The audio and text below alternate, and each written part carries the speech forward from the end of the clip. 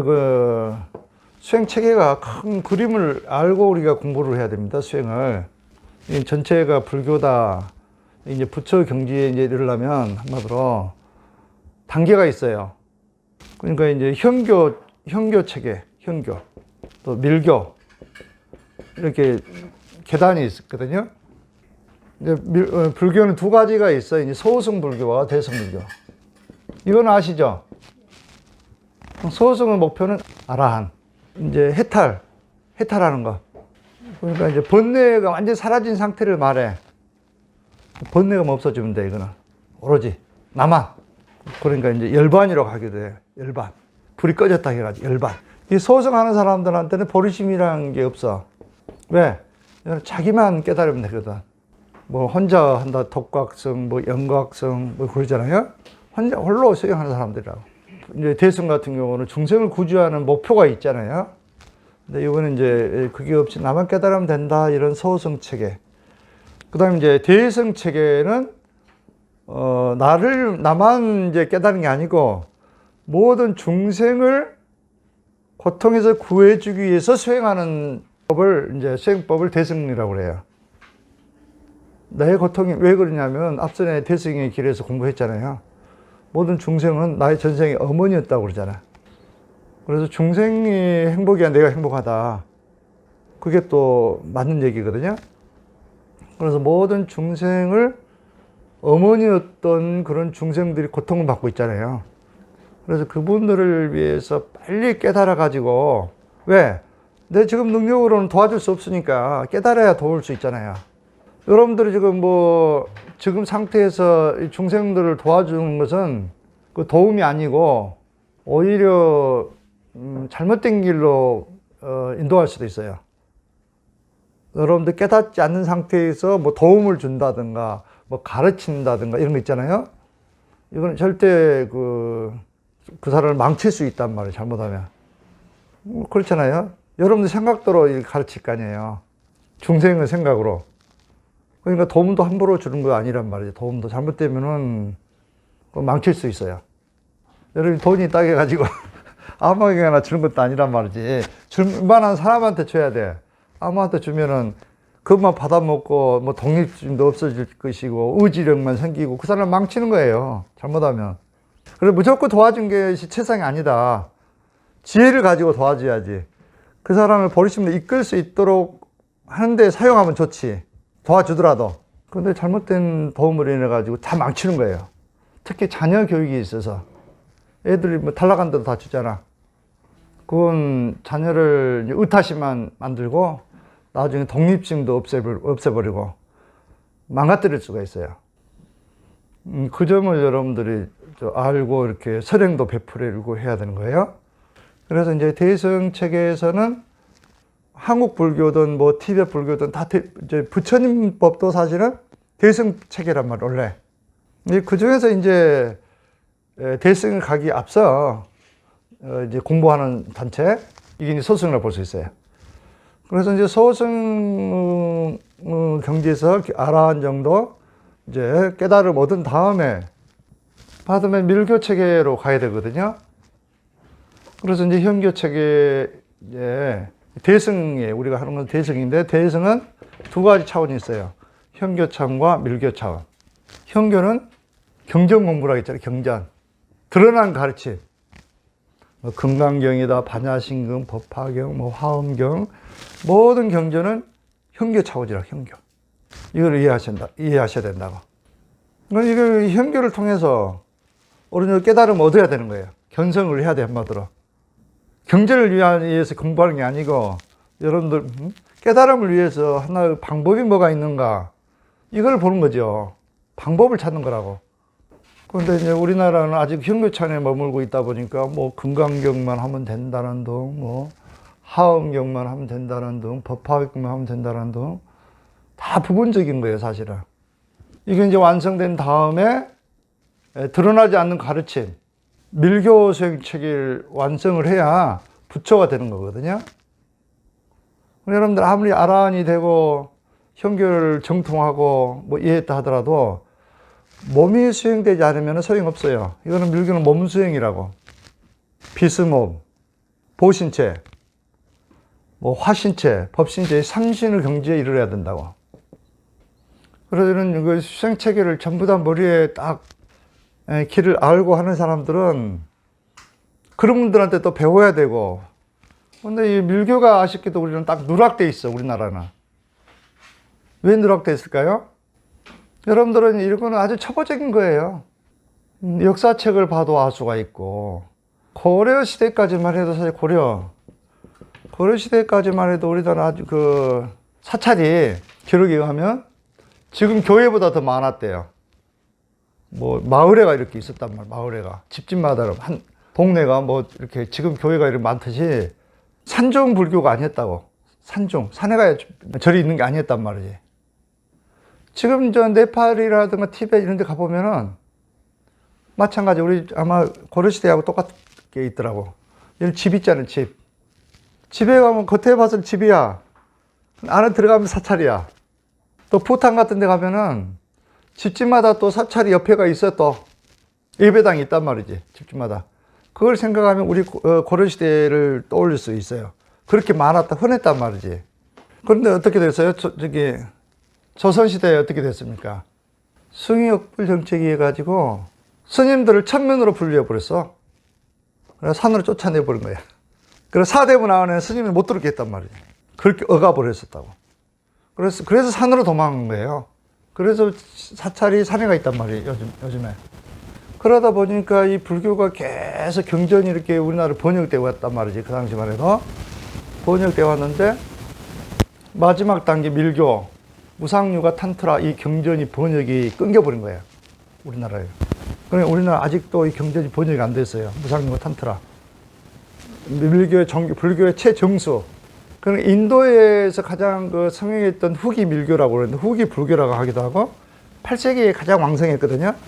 그 정수의 핵심이 무상유가 탄트라란 말이지. 그런데 우리 국내 여건상 유일히 끊긴 거예요. 그러다 보니까 밀교 아주 초기 밀교만 들어와 있어, 우리나라에. 초기. 그래 만트라는 정도로 할 정도 기본적으로. 근데 만트라도 이제 밀교 네 단계 수행 중에서 사부 단계, 사부, 행부, 유가부, 무상유가부 네 단계가 있어요, 밀교도. 근데 사부 단계만 우리나라에 들어와 있단 말이지. 지금 우리나라에 밀교로 종단이라고 주장하는 단체들이 몇 군데 있죠. 사부 단계, 한마디로 밀교 초기 밀교라면 초기. 그러다 보니까 이제 밀교의 핵심은 뭡니까? 몸, 기맥 명점을 열고 뜸을 일으켜가지고 중맥을 열고 또 환신을 만들고 이 몸을 가지고 비스몸으로 만드는 거 말해. 맞더라. 영생의 몸을 만드는 데 있다고. 보신체를 만드는데. 이런 수행체계를 이제 다 알고 있는 사람들은 현교 당연히 해야지. 기본적으로 중요하지. 소승체계도 중요하다고 배울 점이 많다고. 차근차근 하면서 이렇게 이제 가야 되는데, 우리나라 스님들은 승가대학에서부터 이걸 안 가르쳐. 밀교를 하나의 뭐 일종의 파가 아니라고. 핵심 줄기. 몸 수행. 우리가 반드시 불교에는 해야 될 수행이지, 일종의 파가 아니란 말이지. 그러니까 이제 현교만 배웠던 스님들이 밀교를 배운다고 해도 큰 그림을 못 그리는 거야. 연불만 하면은 극락에 가는 줄로 알고 있어. 연불만 하면 극락에 가는 줄로 알고 있단 말이야. 이거 하려면 몸을 에너지를 알아야 되는데, 기맹명점 알고 몸을 알아야 되는데, 한마디로 세포를 알아야 수행을 시킬 수가 있지. 본인이 안 돼 있는데 기도 못 느끼는데 어떻게 지도를 합니까? 불교조차 뭐 한국 불교, 뭐 티베트 불교가 있나요? 그걸 얘기하는 것 자체가 아상이지, 법상이지. 그렇죠. 우리 질대적인 진리와 하나가 돼야지. 내가 따지려는 그런 습성 때문에 그런 얘기가 나오는 거지.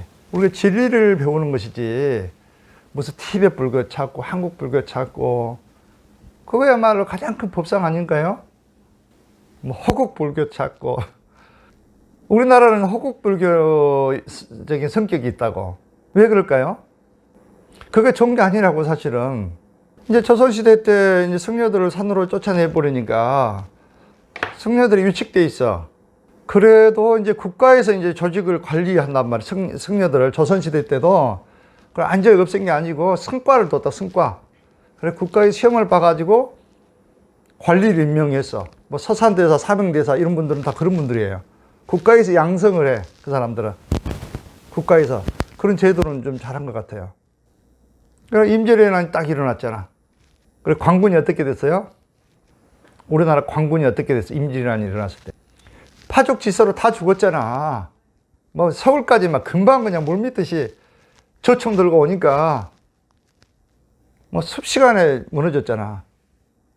그래 왕이 어디까지 피난 갔어요? 관군은 다 도망가 버렸어. 관군은 도망갔는데 이제 승군을 조직한 거예요. 승군. 이제 왕이 총 책임자였죠. 사명대사가 관군이었어. 저기 관에서 임명한 서산대사를 불러가지고 부탁을 하죠. 왕이 승병을 모집하라 해가지고 이제 서산대사가 이렇게 전군의 전 승려들한테 명령을 해가지고 승군을 조직하는 거예요. 승군. 승병이 이제 군인이 되는 거야, 한마디로. 이 관군은 다 도망가니까 승군들이 와가지고 왕을 지키는 거야. 의주 갈 때, 피난 갈 때 스님들이 보호하고 간 거야, 이제. 관군들은 다 도망가 버리고, 다 패하고. 그래갖고 한국에 다시 이렇게 서울에 올 때도 승군들 호위해 갖고 왔어요, 왕이. 그러니까 사실은 임진왜란 왕을 지키는 것이 국가를 지킨 것처럼 컸잖아요. 국가를 구한 거예요, 승군들이. 그렇잖아요, 스님들이. 그러니까 왕이라든가 이런 분들이 생각이 틀린 거지. 야, 승군들이 아니었으면 내 목숨도 이태리였다. 이래가지고 이제 풀어주기 시작해, 이제. 근데 우리가 가야 될 길은, 명확합니다. 명확해요. 우리가, 앞선에도 얘기했지만, 형교는 뭐야? 요약하자면, 마음을 없애는 것이고, 참나를 찾는 것이고, 한마디로, 밀교는 세포를 살리는 것이다. 두 가지밖에 없다고 그랬잖아. 궁극적으로 가면은 두 가지. 형교. 마음을 해탈이잖아, 해탈. 내 마음이 없어져야지. 생각이 내가 아니다는 걸 알아차리면 되는 거예요. 생각이 내가 아니다는 걸 알아차리고, 마음에 의해서 내가 흔들리지 않고, 마음은 구름이라고 그랬죠, 구름, 비구름. 내가 아니다는 걸 알아가지고, 어떠한 상황에서도 흔들리지 않는 그런 마음 상태.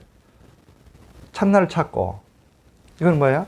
보신체, 금강신, 비스몸, 이걸 찾는 거.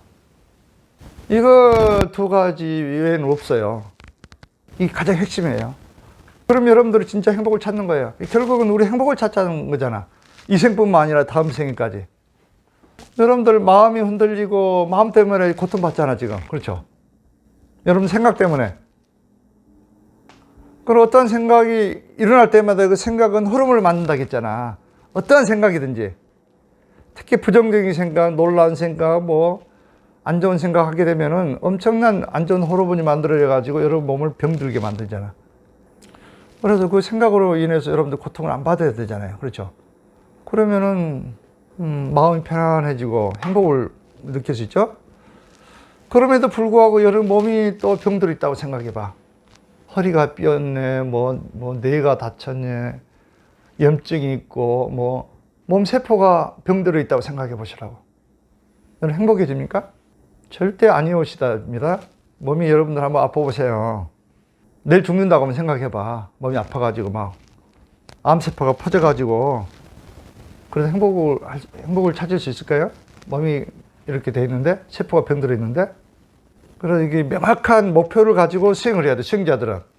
그래서 매일 여러분들을 하라겠잖아. 생활 속에서 매일 내 생각이 올라올 때마다 알아차리고, 이거 내가 아니다는 걸 내려놓고 연습을 부지런히 하라고 그랬죠. 그 다음에 몸을 다 만져보고, 어디가 통증이 있는 거, 병든 곳이 있으면 쫙 통하게 해주고, 그런 방법을 여러분에게 가르쳐 주는 게 수행이에요. 그게 부처 몸이고, 다른 게 하나도 없습니다.